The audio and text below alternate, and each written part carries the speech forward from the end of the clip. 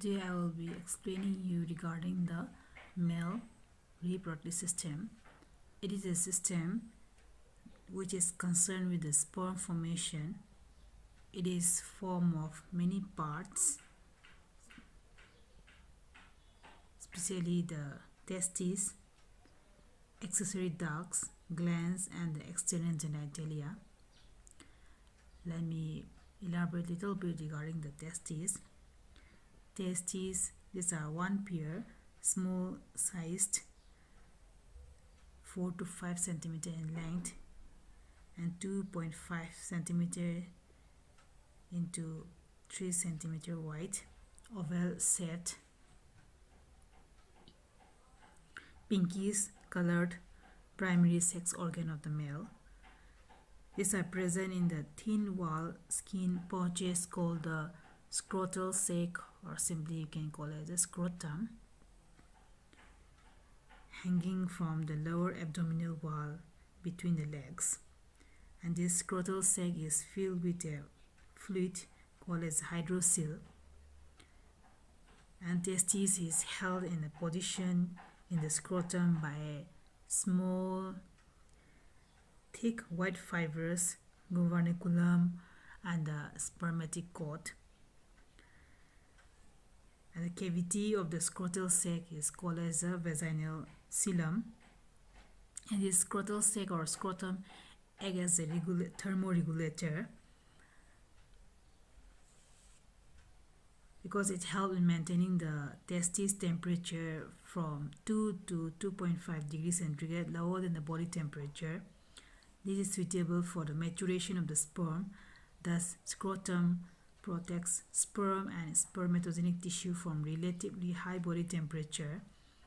And when the external temperature falls, scrotum shrinks and brings testes close to the body for warmth. When external temperature rises, scrotum becomes flaccid to enable heat loss. Failure of the testes to descend into the scrotum causes sterility because sperm formations does not occur at abdominal temperature.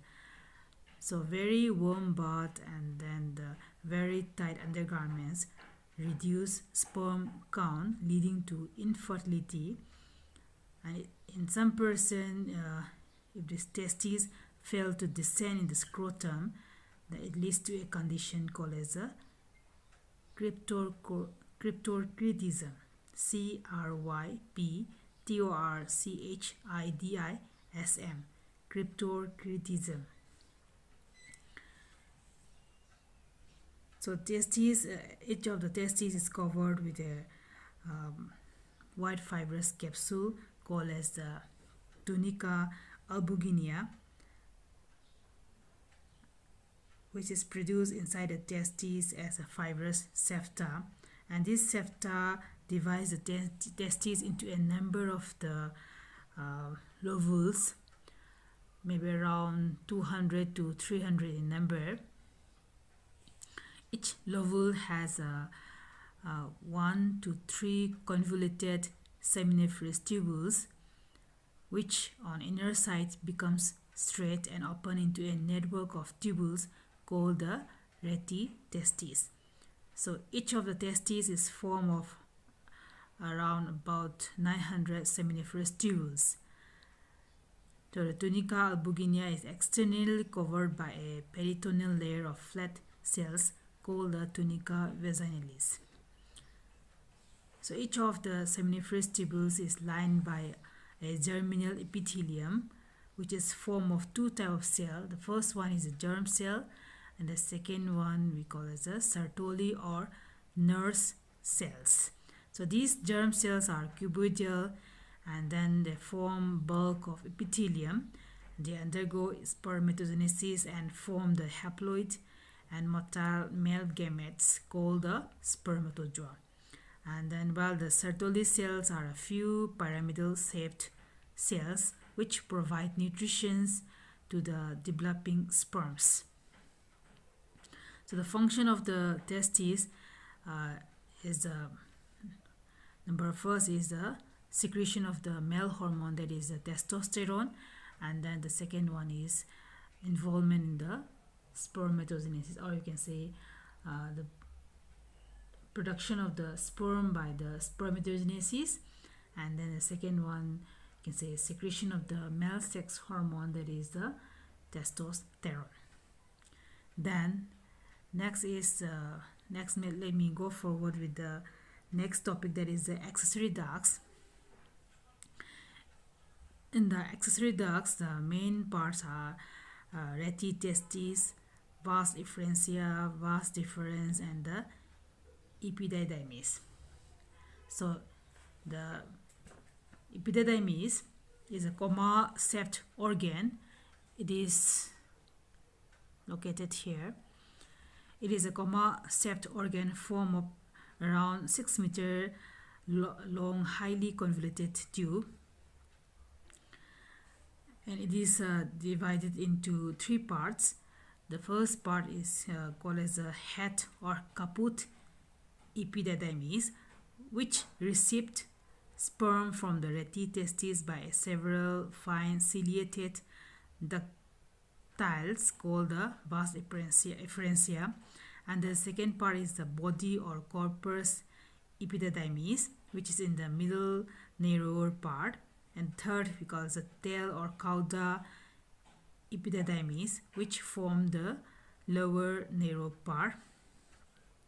So especially in the epididymis, its main function is to serve as a duct for the passage of the sperm from the testes to the vas difference.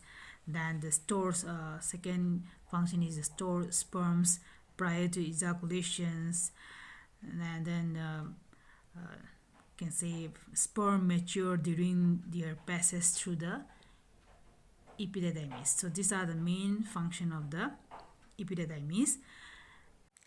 Vas difference, or we call as vas differentia. From the tail of the epididymis arises a tube which is around 40 cm in length, that is vas difference.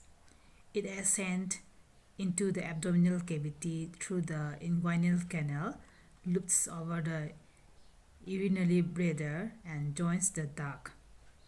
So the end of this vas difference dilates to form a spindle ampulla for temporary storage of the sperm.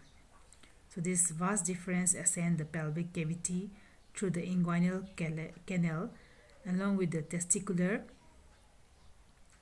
and then the nerves that supply testes. Then the next thing is the urethra. Urethra, it arises from the urinary bladder and joins the ejaculatory duct to form the urinogenital canal. It carries urine as well as the sperm and secretions of the seminal vesicles, prostate glands, and then as well as the copper glands that are the accessory glands of the male reproductive system. So let me elaborate a little bit regarding the accessory glands of the male reproductive system. So the main parts which are included under the accessory glands of the male are seminal vesicles, prostate glands, and then the copper glands. The seminal vesicles, these are one pair of elongated, maybe 5 centimeter muscular glands which are present in the pelvis between the bladder and the rectum. Their ducts join the vas differentia. The main function of the seminal vesicle is secretion of the seminal vesicle forms about 60% of the semen and is mainly form of prostaglandins which stimulate vaginal contraction to help in fusion of gametes. Then the next gland is prostate gland. It is a very large chestnut-shaped lobulated gland which surrounds the proximal part of urethra. It pours in its alkaline secretion into the urethra by 20 to 30 openings. It contains some lipids, small amount of citric acid, carbonate ions, and a few enzymes. The functions are prostate secretions. It forms around 30% part of the semen, activates the sperm, provides nutrition to the sperms, and neutralizes the acidity of the urine, which may kill the sperms. Then the last gland, that is the copper glands or the bulbourethral glands. These are one pair white pea seed sized gland present at the base of penis.